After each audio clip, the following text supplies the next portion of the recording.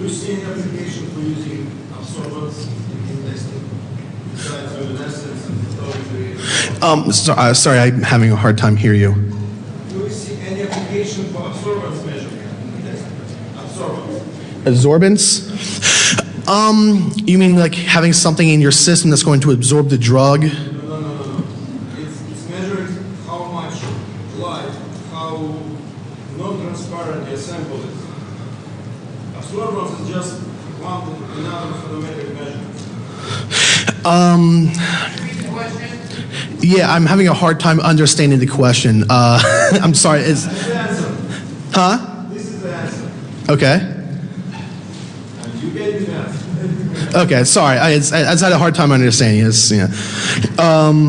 Right there. Kind of along the lines with the levels of detection, and just, I guess more about how to pass the test. I've been told, and just for me, when I know I have a test coming up for a job, dilution I've heard is pretty much the best thing. Drinking a lot of water, something with antioxidants, vitamin C. I've also been told to take vitamins and C vitamins and test for that.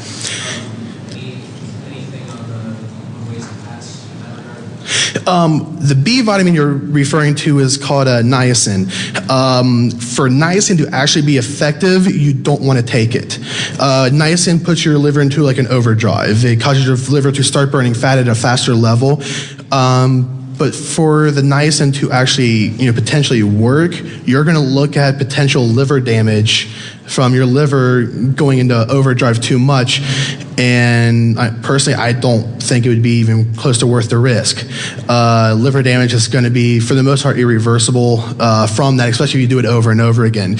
As with dilutions, as I was saying before, if you give a dilute specimen, they can't say you failed the drug test. They can say they couldn't use it due to being dilute, and then they can test you later on for that, buying you more time. But they actually can't say that you actually got a failing on there.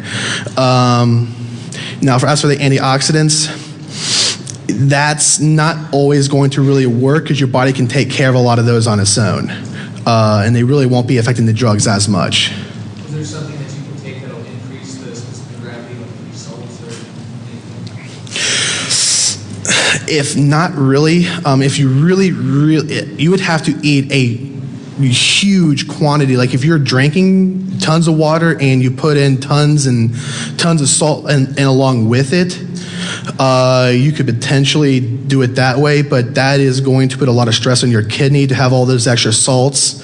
And along with that, that could potentially raise the specific gravity, but it really won't be enough to actually give a high enough level. There's still going to be a tell that it's very clear.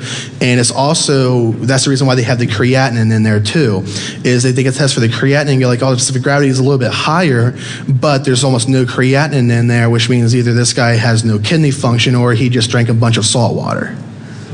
We had a person back here, very back, trying to get you probably can't even see her. Oh, okay. I'm sorry. Yeah, the lights are very blinding, so. I have a question. Oh, okay, 113. Okay. Okay, if someone was on a ketogenic diet and busting out a lot of ketones into their breath and urine, that's anaerobic.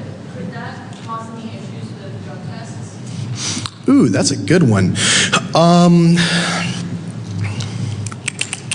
You say there are a lot of ketones is what they're popping out? Yeah, so a high level of ketones coming out of the breath and or urine. Honestly, I don't see that being a major adulterant. I really don't see that being. When you look at the structure of the ketone process. The ketones and alcohol have a very, very similar structure, but the reactivity is different.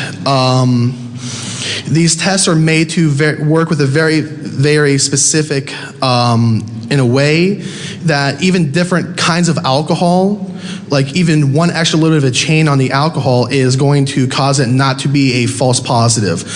Like rubbing alcohol, if you drink that, is not going to cause you to have a higher BAC due to the testing because it's a different kind of alcohol.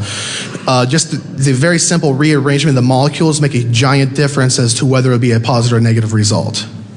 All right. The gentleman said that my time is up. There is a Q&A room. Where's that at? 113. 113? Down the hall to the right slightly, it's easy to tell, 115, 113. All right. I will be there in a couple minutes. I'll break down my stuff. Thank you.